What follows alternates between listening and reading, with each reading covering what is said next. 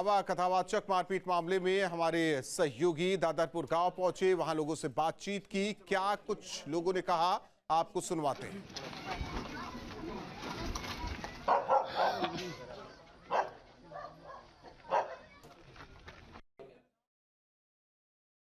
कौन वो लोग हैं गांव के जिन्होंने इस पूरी घटना को अंजाम दिया? हम नहीं पहचानते, बच्चों को हम नहीं पहचानते। आप नहीं पहचानते हैं? हम रहते नहीं ना यहाँ, हमारी उम्र के हैं, उनको पहचानते हैं। हाँ, अब गांव के हैं कि बाहर के हैं इतना नहीं हम बता। बहुत थे, भागवत चल रही थी तो बहुत लोग थे। तमाम लोग प्रचारित ये कर रहे हैं कि यादव होने की वजह से उनके साथ मारपीट की गई। उनकी जब पहचान उजागर हो गई कि वो यादव हैं, ब्राह्मण बाहुल्य गाँव है, तो ब्राह्मणों ने कहा कि ब्राह्मणों के गाँव में यादव कैसे कथा कर सकते हैं। और सबसे ज़्यादा उनकी फ्रॉड पे हुआ है। ये यहाँ हरकत की, फिर उनका फ्रॉड खुलते ही चला गया कि दो आईडी, एक पे अग्नोत्री एक पे सिंह। तो सिंह तो यादव का मानक नहीं है, उनने बताया होगा कि हम यादव हैं, तभी हुआ होगा। और ब्राह्मण की एक आईडी अग्नोत्री की थी, तो यही सब विवाद होता रहा। आपकी पत्नी भी मौजूद है जिनके साथ कथित तौर पर छेड़छाड़ हुई। मैम, क्या हुआ था उस दिन जब वो खाना खाने के लिए आपके घर में पहुंचे?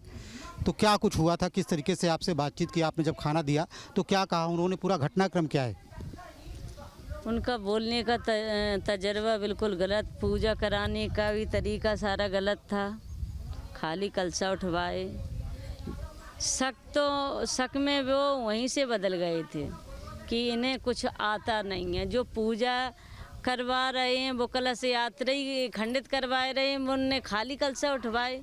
हमने बोला भी कुआ पे जल भरो कि नहीं खाली कलश की यात्रा करवाई। फिर यहाँ कुआ पे आके कलश भरे गए। जब उनको भोजन पे बुलाया घर पे तो उन्होंने हाथ पकड़ा कि हमारी 7 दिन सेवा करो और हम ब्यास हैं। तो ये बदतमीजी कौन सहन करता। हमने इनसे बोला तो कुछ लड़कन ने डांटा फटकारा, इन्होंने माफ़ी मांगी, तभी इनके आधार कार्ड वगैरह गिरे, झोली खुली थी सो मिल गए।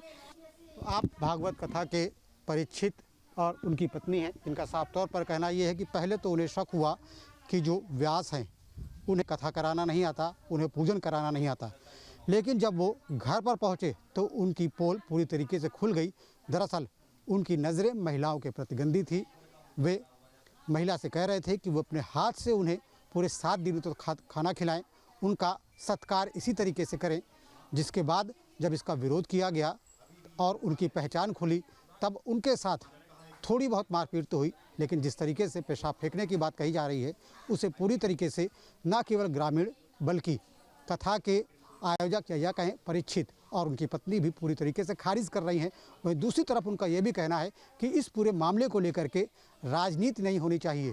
ये कुल मिलाकर के पहचान छिपा करके, धोखा दे करके, फर्जी ब्राह्मण बन करके कथा करने का मामला है। वीडियो जर्नलिस्ट मनोज कुमार के साथ श्याम तिवारी, न्यूज स्टेट इटावा। श्याम तिवारी हमारे साथ दादरपुर गांव इटावा से जुड़े हुए हैं लाइव। श्याम, स्थिति अभी क्या है? क्योंकि देखा जाए तो लगातार राजनीति हो रही है, खासकर लखनऊ की बात करें, लेकिन दादरपुर गांव में क्या कुछ स्थिति है और सुरक्षा के लिहाज से क्या कुछ तस्वीर?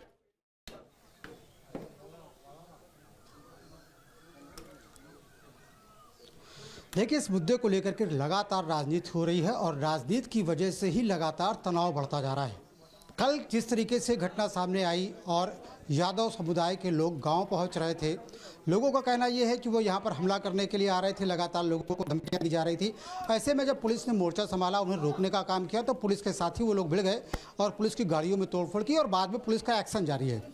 गाँव की स्थिति की अगर बात की जाए तो गाँव के एंट्रेंस पर, एग्जिट पर पुलिस को बैठा दिया गया है। पुलिस का पहरा यहाँ पर मौजूद है, पीएसी यहाँ पर मौजूद है और जो भी लोग गाँव के अंदर दाखिल हो रहे हैं उनसे गांव में जाने का कारण पूछा जा रहा है, उनकी पहचान पूछी जा रही है, उसके बाद ही लोगों को गांव में दाखिल होने की इजाज़त दी जा रही है। यानी कि पुलिस ये सुनिश्चित करना चाहती है कि गांव में तनाव धीरे धीरे कम हो और स्थितियां सामान्य हो। वही दूसरी तरफ ग्रामीणों की अगर बात की जाए तो ग्रामीणों में एक अजीब सी दहशत है। दरअसल सोशल मीडिया में लगातार धमकी देने का सिलसिला चल रहा है। वही ग्रामीणों का कहना है कि तमाम जो यादव बाहुल्य गांव है वहां से उन्हें लगातार धमकियां आ रही, उन्हें धमकाया जा रहा है कि पुलिस तो कुछ दिनों तक यहां पर रहेगी, लेकिन जब पुलिस चली जाएगी तब उसके बाद आपसे निपटा जाएगा, आपको पीटा जाएगा, आपकी बेटियों को उठा करके ले जाएंगे, इस तरीके की बातें ग्रामीण यहाँ पर बता रहे हैं, जिसको लेकर के लोगों में गुस्सा है, नाराज़गी है। हालांकि फिलहाल अगर बात की जाए तो जो माहौल है वो पुलिस की मौजूदगी की वजह से शांत है। एक तरफ गांव के बाहर पहरा है तो वहीं गांव के भीतर भी पुलिस की मौजूदगी है और पुलिस सुनिश्चित करना चाहती है कि ग्रामीण पूरी तरीके से सुरक्षित हैं और फिलहाल उन्हें कोई भी छूने वाला नहीं है। वह दूसरी तरफ इस पूरे विवाद की अगर बात की जाए तो जिस तरीके से इसे तूल दिया गया उससे जातीय संघर्ष की स्थितियाँ पैदा होती हुई दिखा रही हैं।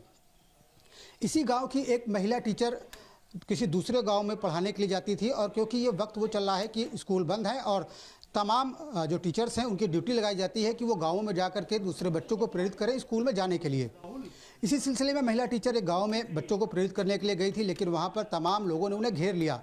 कहा जा रहा है यादव समाज के लोगों ने उन्हें घेरा और उसके बाद उससे उसकी पहचान पूछी। उसने बताया कि जब वो ब्राह्मण है तब कहा गया कि वो उसकी चोटी काट लेंगे, उसका सिर मुड़वा देंगे, क्योंकि उसके गांव में इस तरीके की घटना को अंजाम दिया गया है।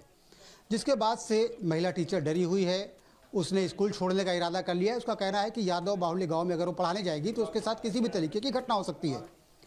इसी तरीके का माहौल गांव में व्याप्त है, तमाम लोग डरे हुए हैं, सहमे हुए हैं।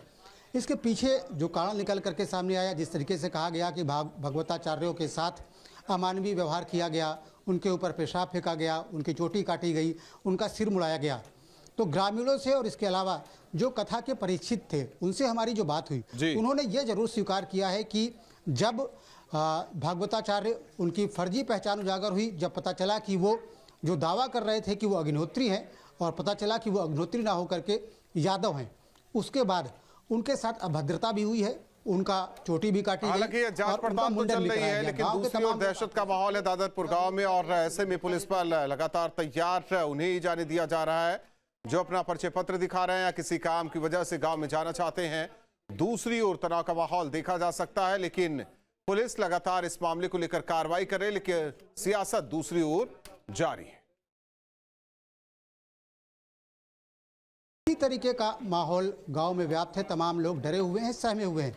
इसके पीछे जो कारण निकल करके सामने आया, जिस तरीके से कहा गया कि भगवताचार्यों के साथ अमानवीय व्यवहार किया गया, उनके ऊपर पेशाब फेंका गया, उनकी चोटी काटी गई, उनका सिर मुड़ाया गया, तो ग्रामीणों से और इसके अलावा जो कथा के परिचित थे उनसे हमारी जो बात हुई, उन्होंने ये जरूर स्वीकार किया है कि जब भागवताचार्य उनकी फर्जी पहचान उजागर हुई, जब पता चला कि वो जो दावा कर रहे थे कि वो अग्निहोत्री हैं और पता चला कि वो अग्निहोत्री ना होकर के यादव हैं, उसके बाद उनके साथ अभद्रता भी हुई है, उनका चोटी भी काटी गई। हालांकि ये जांच पड़ताल तो चल रही है, लेकिन दूसरी ओर दहशत का माहौल है दादरपुर गांव में और ऐसे में पुलिस पर लगातार तैयार उन्हें ही जाने दिया जा रहा है जो अपना परिचय पत्र दिखा रहे हैं या किसी काम की वजह से गांव में जाना चाहते हैं।